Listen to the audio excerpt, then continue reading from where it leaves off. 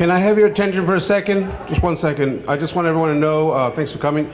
There's water and donuts in the back, complimentary, thanks to our friends at Healy's. And Trax is delivering coffee and a few complimentary if you want. So please feel free to get some. Okay. And bathrooms are back there.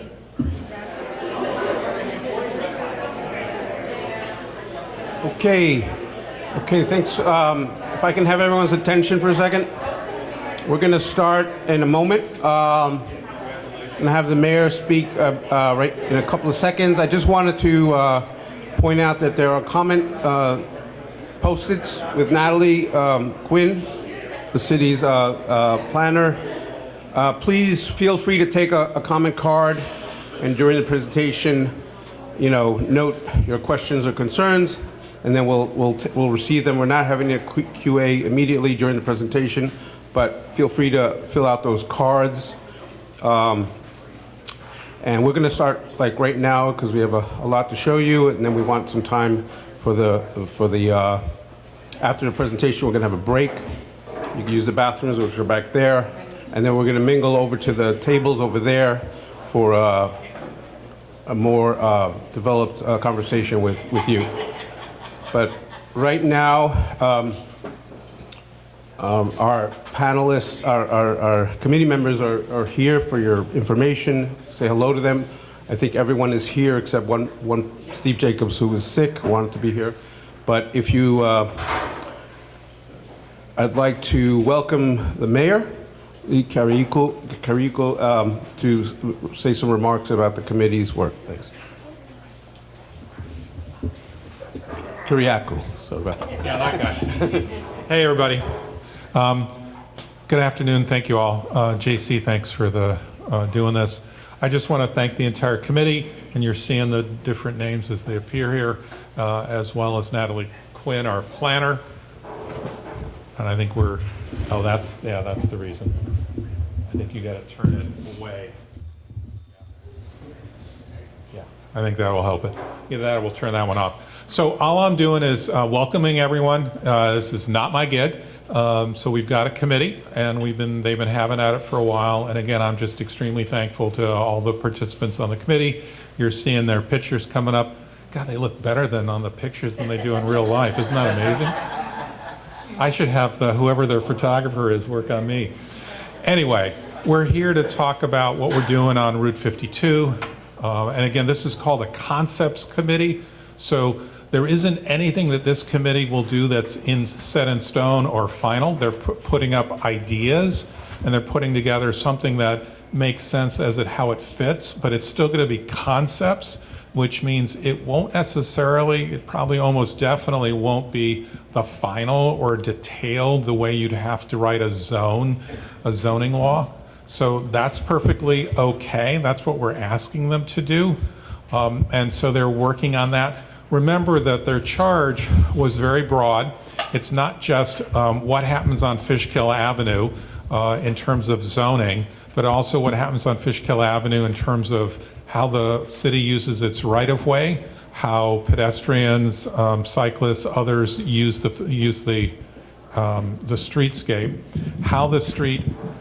how the buildings might relate to that, how the zoning works in terms of uses, how you preserve the existing uses, like this building here is an industrial use. Next door that, I had the amazing opportunity to get a tour of what's next, the other half of this building. The other half of this building is Cafe Spice. They moved in the last year. It is 17,000 square feet, and they make, have you had Cafe Spice microwave Indian food? It's next door. It's an amazing facility, all clean facility. I had to put on the little boots and the white jacket and the hairnet in order to go in. So the things that we do here today, many of them we want to keep. On the other hand, what we also want to do, a lot of us are envisioning, is that the pedestrian and residential uses of this area will increase over time. It's not going to happen in a day. Right? It's going to happen over the course of the next probably 20 years. And so it doesn't have to be perfect coming out of the gate. What has to happen is we kind of have to know where we're heading. And as things develop, you kind of tweak it as you go. all right? It also includes looking at how do we connect to the rail trail. So I think all of you are aware that Metro North is abandoning or rail banking the tracks directly adjacent to Route 52, that there's a study going on as we speak, looking at feasibility. The county's most of the way through the feasibility aspects, and they're going to the second phase, and they're expecting to finish up this summer. We had a presentation at council that indicated that there was nothing kind of precluding or making impossible the transition from a rail line to a rail trail. Their one issue is whether the tracks stay or whether the tracks go out. I don't think that's going to get itself worked out pretty easily, but I don't want to commit to that. So we'll see, how does that connect to here, right? How does the creek work? How does the Bridge Street Bridge connect to this? How is it possible to run an access road from Route 52 up to Mattawan Road, up to our high school and our middle school? Those are the kinds of things that they're looking at. And other than that, I would just say welcome all. I will probably duck out, and you all will have your thing run by this great committee. And I just want to say thank you all for your participation. Actually, the most recent thing I saw is there's this little fold up, basically a planning and zoning primer. And I love it. This is Nick Girton. Thank you, Nick, for doing this. And I mentioned to him, so, hey, I used to do a zoning 101 primer, and it's like I said, we should just do one of these together. So this is great. Have a look. And again, your main role is just providing some input, right? You don't have to be planning experts. Half of this group doesn't have that background. Half of this group does. And we'll just go from there. So thank you all very much, and have a great day. Thank you, JC. It's all yours.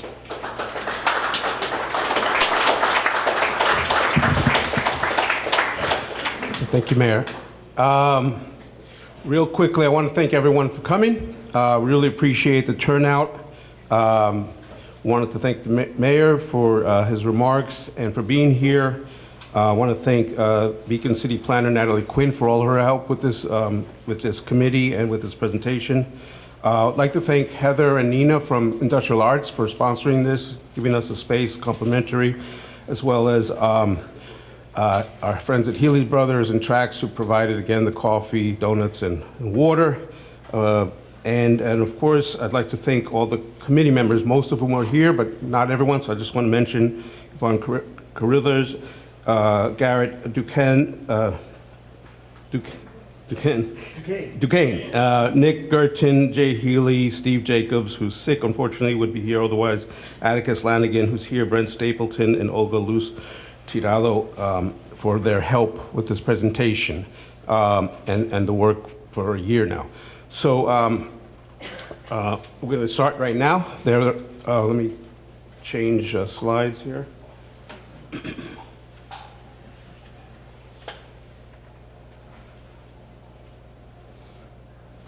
Okay. All right, we're going to try to run through this quickly because there's a lot of information. We're trying to make it relevant information. We know that some of you know a lot. We know that some of you don't know much about what we're doing, so we're trying to keep that in mind as we go through this information. We're trying to give majority of the time for the discussions at the tables. Afterwards, like I said before, we're going to have a break, bathroom break, and then we're going to meet at the tables, and then we'll take it from there to the end of the session, to the end of the event. There is a food truck if you want to purchase food, and there's a bar that is available for drinks. Okay, let's start. See if I can work this thing.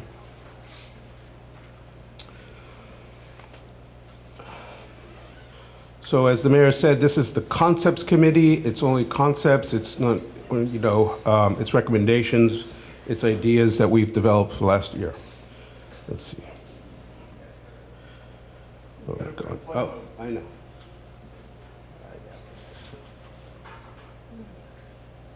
Okay, let's try it now.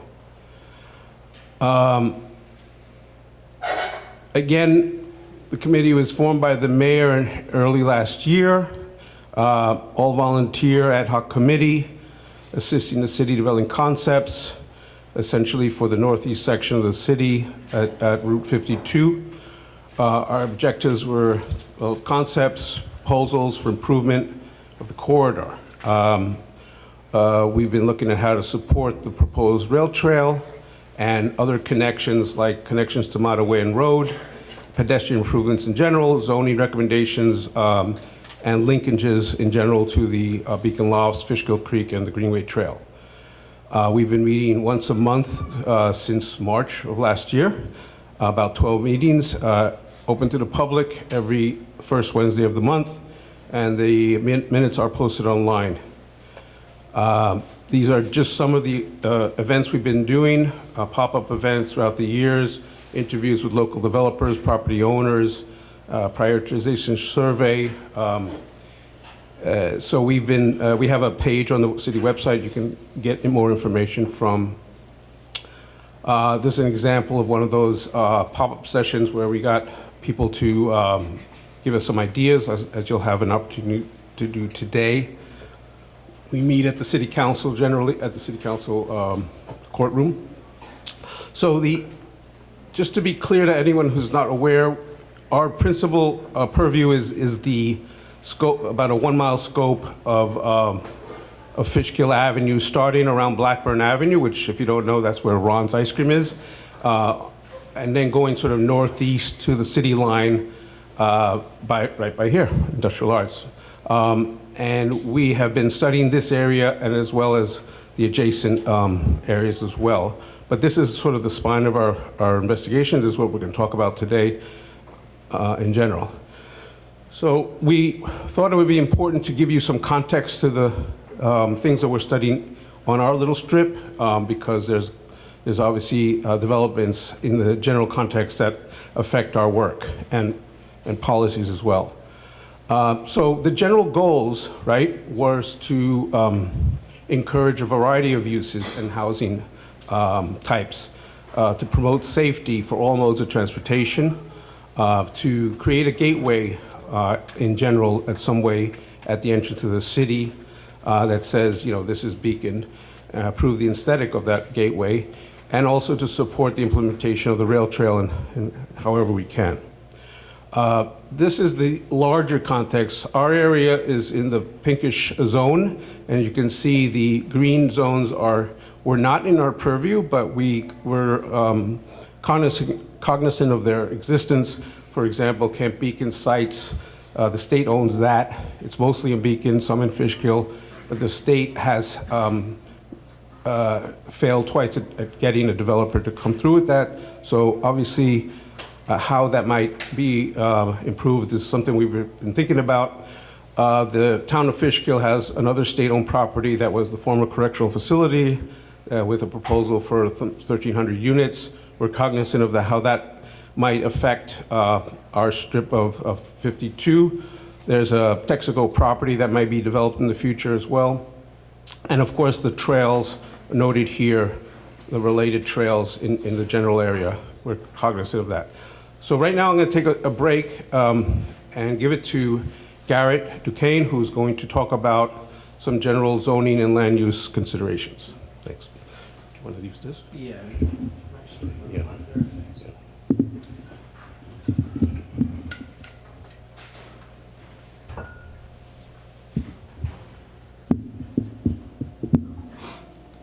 All right, thanks JC, and thank you everyone for being here today. Next slide. I'm going to focus my portion of the recommendations on zoning and land use considerations. For the corridor as a whole, the committee seeks policies that contribute to thriving businesses, a good mix of uses, a safe corridor for all users, and a vibrant corridor that people want to visit. The committee has been informed by the current conditions of the corridor, the existing zoning districts, review of the comprehensive plan, review of approved and active applications before the planning board, the prospect of a future rail trail, and many other considerations. We even at times poked at the Beacon Facebook page. As a committee, we have been thinking about the corridor from a short-term perspective, but more importantly, in terms of 5 and 10 years plus. I'm going to focus on 3 portions of the corridor that have differing traits, The first being the industrial corridor in the exact area where we are here tonight, this afternoon. Presently, which includes uses like Chemprene, the Recycle Center, and this Industrial Arts Cafe Spices. Next slide, please. The City of Beacon has limited land area devoted to industrial uses. These uses diversify the tax base and typically generate good employment. The committee is not proposing any significant changes to this area. The building we are in here today represents a nice evolution from its prior use to a brewery event space and a food manufacturing use. And that evolved within the existing zoning conditions that exist. This committee is in favor of removing self-storage as a permitted use in this district due to its low employment contributions and general oversaturation. Aesthetics recommendations in this area include creating a more inviting gateway at the Fishkill border via better welcome signage to the City of Beacon, working with private property owners on the removal of barbed wire style fencing, potential for outdoor art, and some potential rail trail connections that you will hear about in a few moments. Next slide. I'm going to return to the Groveville neighborhood conclusion of the presentation. The remainder of the corridor from Tracks to the Talix building in Blackburn Avenue is characterized as more of a mixed-use corridor. Here there are numerous long-standing or new businesses, several of them locally owned, that are unique restaurants, fun drinking establishments. In fact, I'm told the Barking Frog in the Hub had record sales yesterday afternoon. We have needed services such as a laundromat, office uses, an animal hospital, and niche retail, an example being the electric bicycle shop. Next slide. In general, this mixed-use corridor tends to have excessive amounts of impervious surface or asphalt, contributing to stormwater runoff and a lower quality aesthetic. There is a general lack of landscaping on sites, with buildings that lack a higher quality architectural aesthetic. The corridor has excessive curb cuts or driveways, which can cause confusion and lead to less safe conditions. Next slide, please. This suggested to us as a committee that form, or the layout of sites, is a very important consideration from a land use and design perspective. A good example of this is the laundromat. It is good and needed use for residents, but the layout of the site has many users pull straight in, then they have to exit. To exit, they have to back out right onto Fishkill Avenue. This is certainly not a design that would be encouraged or approved today. Next slide. The committee's design recommendations are to promote less curb cuts, reduce front yard setbacks, which allows for redevelopment to be closer to the right-of-way and provides greater flexibility to place parking to the rear, which will give the corridor a more walkable, inviting feel when combined with more green spaces and landscape. The Fishkill Avenue corridor is unique, and we are developing a vision that does not attempt to recreate or compete with Main Street, while at the same time, we are also developing policies that do not facilitate a Route 9-like auto-centric layout. Accordingly, the committee has preliminarily identified that auto-centric uses, such as fast food uses with a drive-through, are not consistent with the long-term vision. Next slide. When sites are readapted or reused, or the subject of full-scale redevelopment, it presents an opportunity for improved conditions through the planning board process, and it can be consistent with this updated vision. The example on the screen represents an incremental improvement at 409 Fishkill Avenue. The approved future religious use will have better defined driveways, updated landscaping, updated curb cuts, and facade improvements. Next slide, please. 420 Fishkill Avenue is an active proposal with the planning board.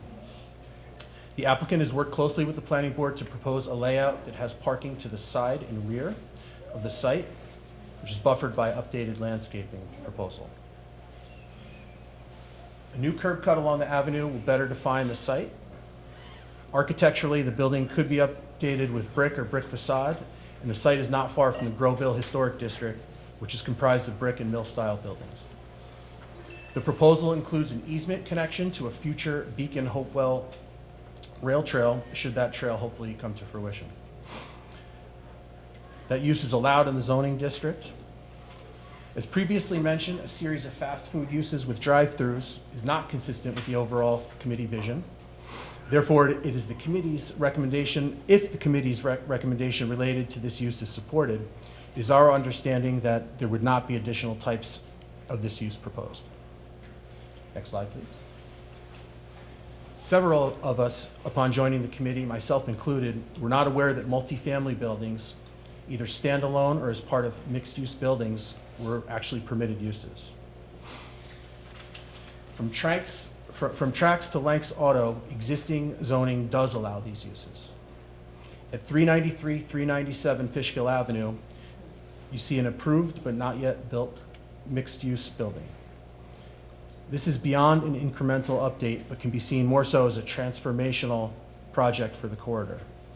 The design avoids curb cuts on the avenue, places off-street parking to the rear, and with its well-thought-out architectural features and landscaping, contributes to the walkability of the corridor.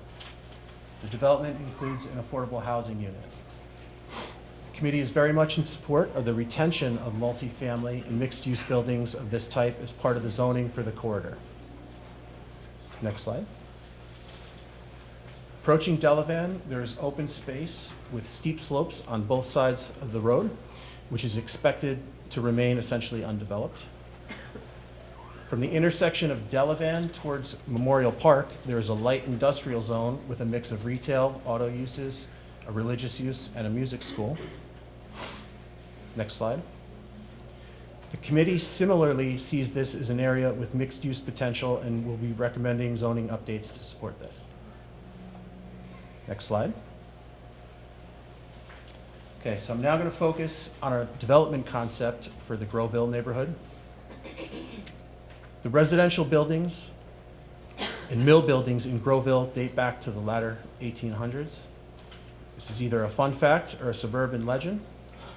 The grove reference in Groveville refers to an oak tree grove that existed on the site. The overall neighborhood has evolved with the conversion of former mill buildings to primarily being reoccupied with residential uses. I believe it's 29 Mason Circle is the most recent development in this area, can be seen somewhat as a model of how to develop in a complementing way within a historic district.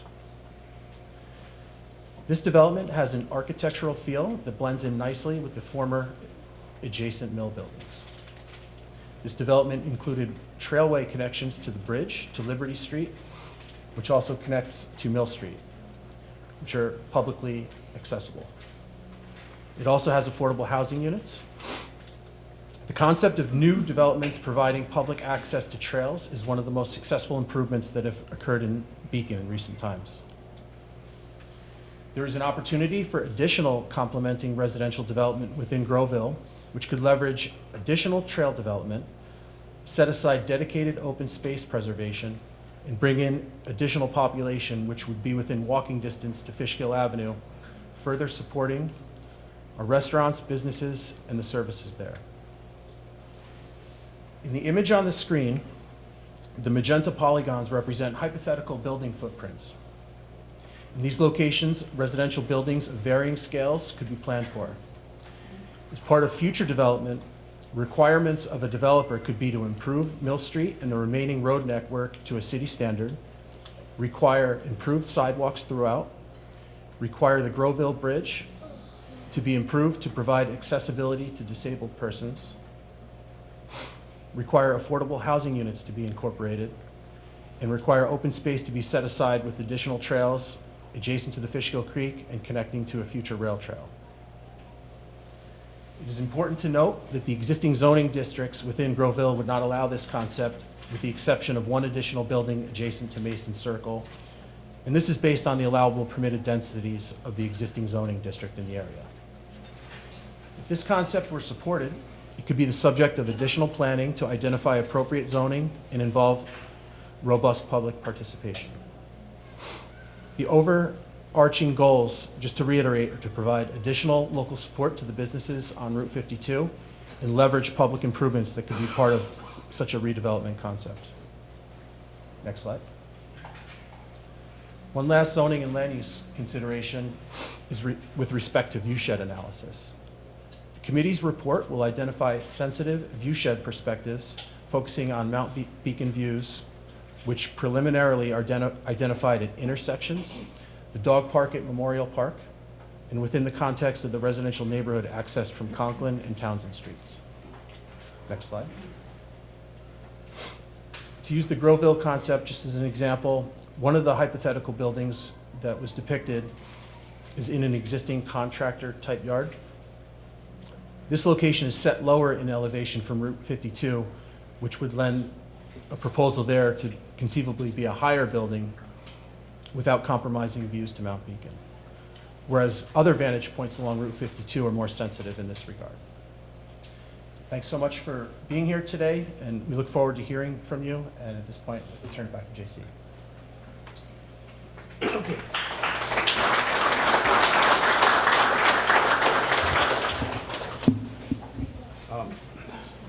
That was Garrett Duquesne. Before we go on, I realize I neglected to have the, I just want the committee members, the rest of the committee members who also contributed to this presentation to just identify themselves. So Jay, if you could just state your name and please speak to them afterwards if you have any questions. Jay Healy from Healy Brothers. Olga? Oh, Olga Luz Toronto, resident of Beacon Lofts. Brent Stapleton, resident of Beacon on Mead Avenue.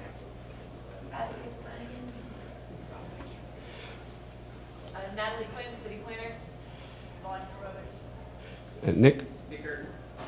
Okay, so again, this presentation was made with everyone's contributions. So I want to thank everyone who for their contributions and acknowledge that. And please speak to them after this presentation as well.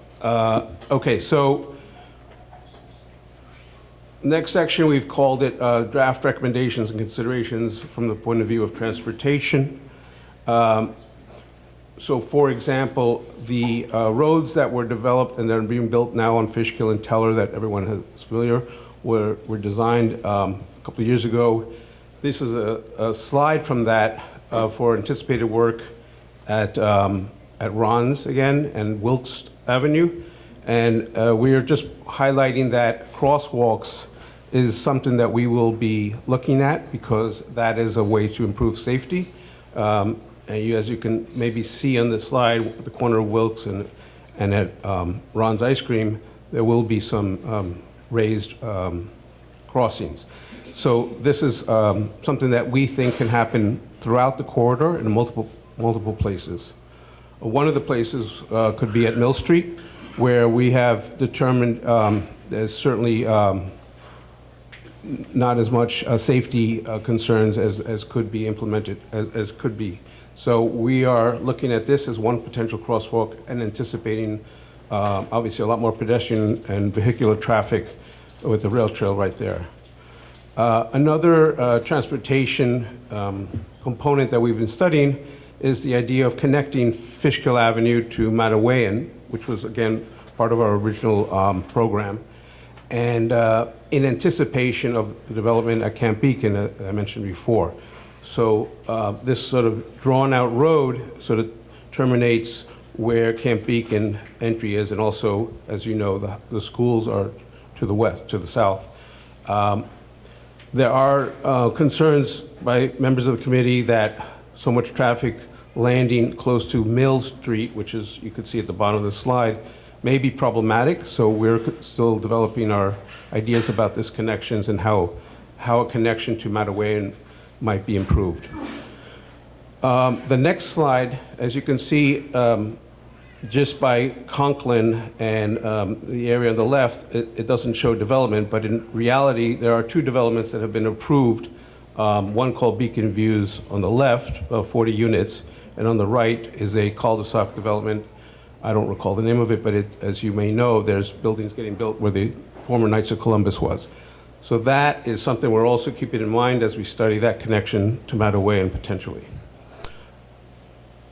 In general, we've been trying to figure out how and where connections from Fishkill to the rail trail might occur.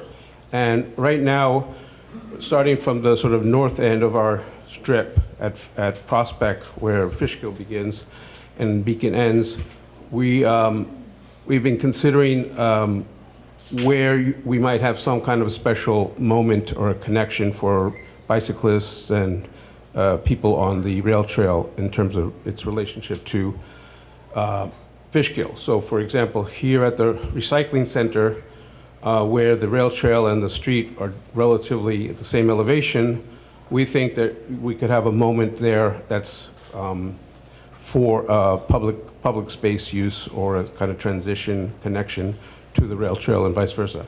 So this is one place that we think an idea could happen. Another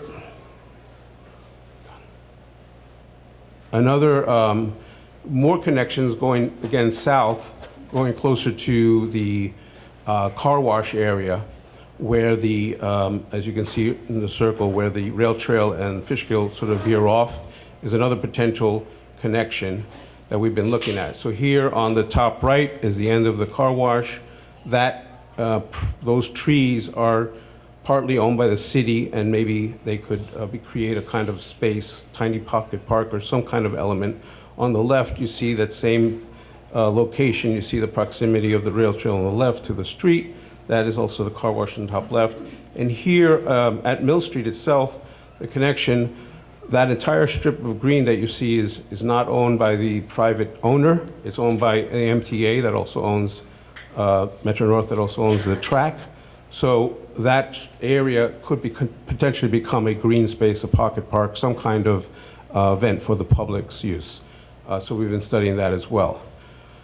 Also related to transportation and safety, we, upon studying those maps, those drawings that I showed you, we noted that actually there's a lot of encroachment, or there has been a lot of encroachment throughout the corridor by various businesses that may or may not even know that they're encroaching onto the what's called the right-of-way, the city-owned property. So for example, as Garrett was mentioning, those cars in front of the driveway, in front of the laundromat, are mostly in the city's property, or about half in the city's property.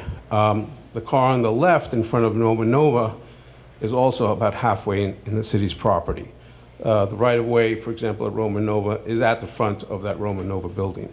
So the city actually owns a lot more than you would think it owns, just by looking at this picture. Going further south on this, on the corridor, we're continuing to see potential connections.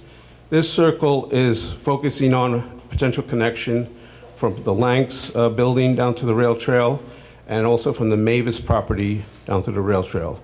Those connections are more challenging because the elevation there is not as similar as the other locations I showed you, but still there are potential connections because, again, you're not encroaching on anybody's private property. It's just going from city property to the MTA property.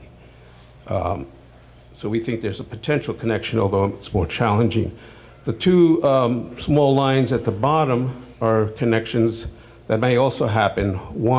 The one on the right at the Central Hudson owned property, which is adjacent to a B&B that you might know of, or an Airbnb. And then the one further on the left is where Pedigo's bike shop is. There is a very potentially good connection, which you can see here on the top right, but that's Pedigo. That leads to the photo on the left, where you can see the rail trail in the distance. On the bottom left is the Central Hudson property, which relatively, if Central Hudson was cooperative, could have a connection to the rail trail. Again, a little challenging, but not as challenging as those other ones I mentioned. So the city in 2016 adopted a resolution, 149, to advance what's known as a Complete Streets Guidelines. And it's an aspirational resolution, but it was a resolution that showed support for complete street designs. So we were cognizant of that, and we worked to advance those aspirations. Basically, a complete street is defined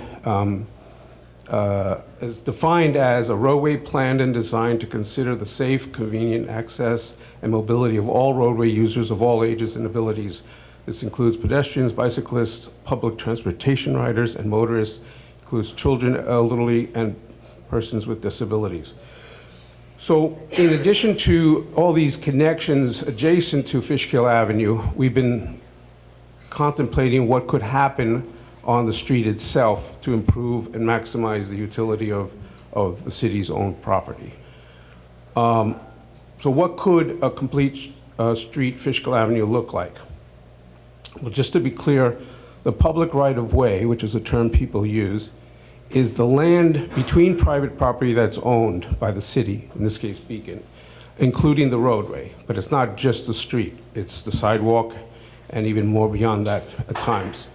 The Fishkill Avenue ROW right-of-way varies quite a bit, probably more than 10 feet in general. And it's widest between Conklin, where that development Garrett showed you, and Mill Street.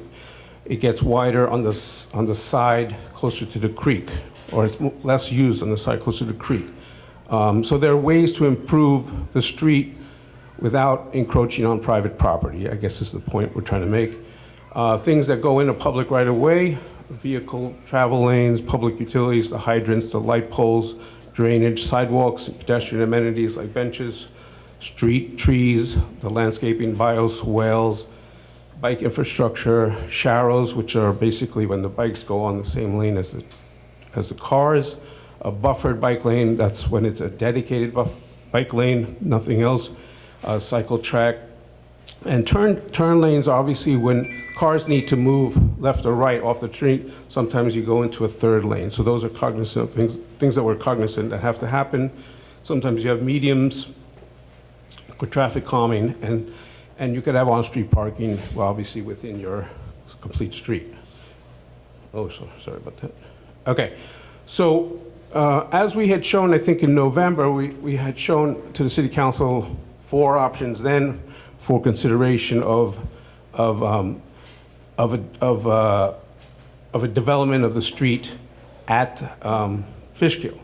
Now, keep in mind, all that work that we've seen the city be doing with sidewalks and curbs and improvements to the Fishkill and Teller Avenues from what is that, from the George Washington statue, that has taken 20 years to make, and they are going to continue that on the west side, the non-creek side of Fishkill Avenue, somewhere to around here, maybe Mill Street.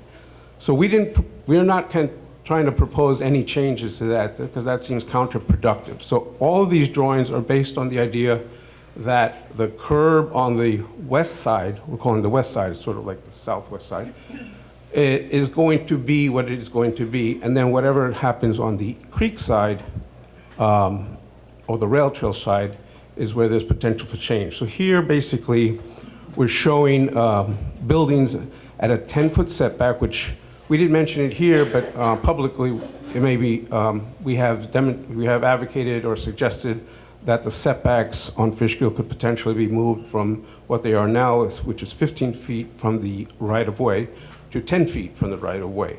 In other words, allowing developers to build closer to the main street. So in this slide, we're seeing about 74 feet apart. Just to give you context, most of Main Street is about 65 feet apart. So this is a little bit more than what Main Street would be. So in this first option, showing bike sharrows on the travel lane of the cars, we've drawn actually what those engineers proposed for this street. This street is, so this is showing a 29-foot street from curb to curb, 3.5-foot edges, and the 2 travel lanes. That is what we're showing.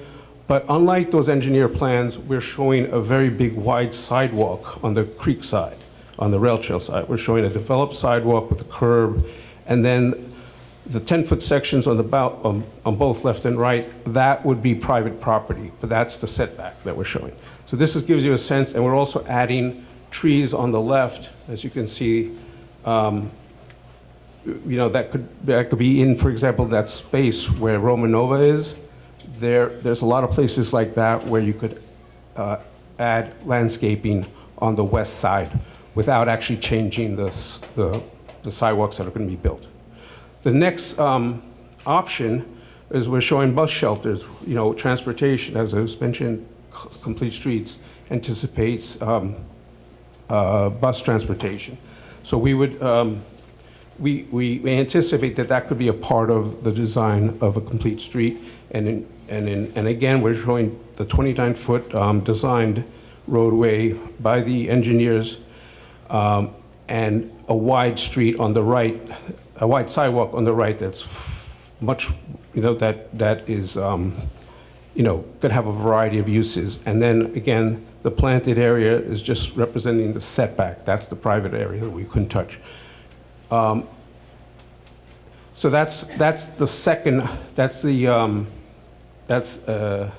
just keep in mind, the creek side at this point, or in general, the east side of Fishkill doesn't have any sidewalks at any place, anywhere. So I think, as you'll see, all these slides, what's consistent is that we are suggesting that Fishkill could and would benefit greatly by sidewalks on both sides, utilizing the existing right-of-way. This option shows, again, trees that could be added to the west side. The street pavement is wider, accommodating 2 bike lanes and a 2.5-foot buffer. So it's a 5-foot bike lane, 2.5-foot buffer, and the 2 cars. On the right, again, it varies. This again is showing a 54-foot right-of-way. That, if you know Lanks, there's a 54 right-of-way at Lanks. That's gives you some context. Sometimes the right-of-way is more, sometimes it's less. But in any event, again, this is showing the setbacks at 10 feet, the bike lanes, and new trees, especially on the west side, west of the sidewalks that they will be building. And then the last slide, again, same thing, 74 feet apart, 10-foot setbacks. We're suggesting that on-street parking can be at times utilized and beneficial. For example, that Mill Street pocket park I mentioned, right? That's a pretty wide place. It could potentially have a lot of activity there. Rather than build parking lots within that 100 feet of green space, you could have parking along the improved roadway there, as shown here. So these are just ideas, but this is basically what we came up with as different options. And I think the next slide is the last slide.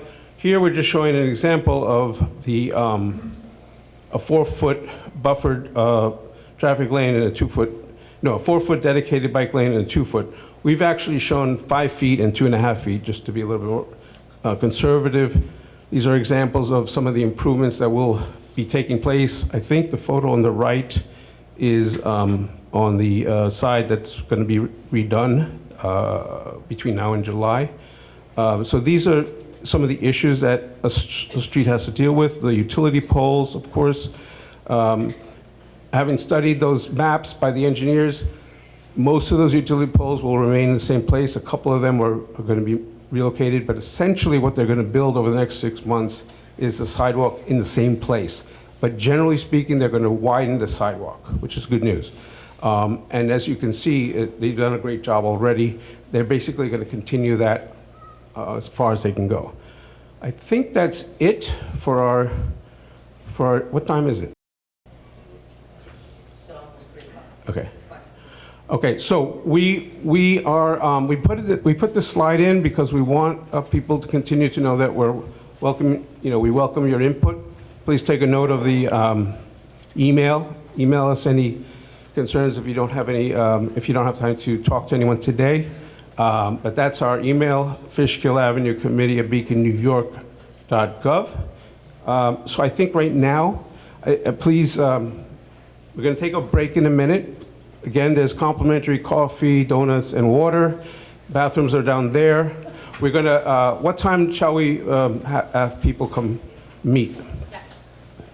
We'll just take a quick 15-minute break if folks want to go to the bathroom and grab a drink. If you can't stay to kind of do the workshop section with us, just make sure you find one of the committee members and give them your comment card. What about the slides? Will they be available? Yeah, we will put the slides up on the website. So if you Google Fishkill Avenue Committee, Concepts Committee, it'll bring you to the city website. But so we'll take a quick break, and then we'll kind of meet back over around the tables in 10, 15 minutes. All right. Thank you very much. Bye-bye.